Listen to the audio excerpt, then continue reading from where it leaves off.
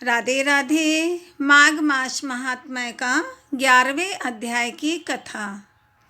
यमदूत बोला, मोक्ष के इच्छुक को सदैव शालिग्राम की 12 शिला में तथा वज्र या कीट निर्मित चक्र में भगवान वासुदेव की पूजा करनी चाहिए। उसके पूजन से जो फल प्राप्त होता है वह आपको सुनाता हूँ। हे वैश्य, यह पूजन सब पापों का विनाशक, सब पुण्यों का दायक तथा मुक्ति प्रदान करने वाला है। प्रतिदिन 10,000 राजसूय का फल तथा अग्निहोत्र कर समुद्र सहित पृथ्वी के दान करने का फल होता है। देवता इत्यादि अच्युत निर्गुण ब्रह्मा जी को जब प्रणाम करते हैं तो उसका फल मिलता है, जिससे अत्यंत पापी, अकर्मण और अनिधिकारी भी यमलोक में नहीं जाते। स्वर्ण कमल युक्त 12 करोड़ शिवलिंग को 12 कल्प पूजने का फल एक दिन में ही प्राप्त होता है।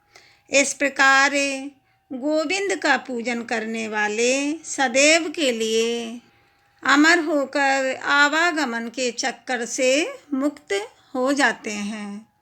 जिसने शालिग्राम की शिला के ऊपर का जल अपने ऊपर छिड़क लिया तो मानो उसने संपूर्ण तीर्थों में स्नान कर लिया, क्योंकि संपूर्ण शालिग्राम शिला सद्य कल्याण करने वाली गंगा जी, गोदावरी तथा रेवा नदी इत्यादि सभी पवित्र तीर्थों के जल में रहा करते हैं।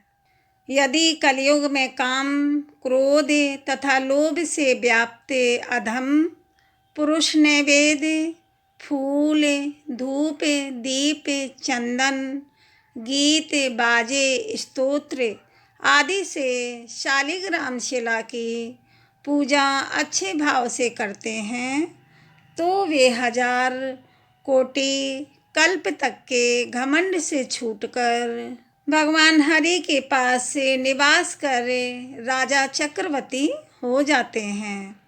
जहाँ शालिग्राम शिला रूप में भगवान केशव उपस्थित रहते हैं, वहाँ देवता, सूर्य, यज्ञ और 14 लोकों का निवास है। शालिग्राम शिला के सम्मुख श्राद्ध करने से पितर तृप्त होकर सैकड़ों कल्प वर्ष में सैकड़ों कल्प स्वर्ग में निवास करते हैं। जो लोग नित्य शालिग्राम शिला के ऊपर का जल पीते हैं उनको उसके आचमन से सहस्त्र कोटि तीर्थ करने के समान पुण्य लाभ होता है। हे राजन, यदि शालिग्राम कोस भर फासले पर भी जो कीड़े मरते हैं वे सीधे वैकुंठ को प्राप्त होते हैं।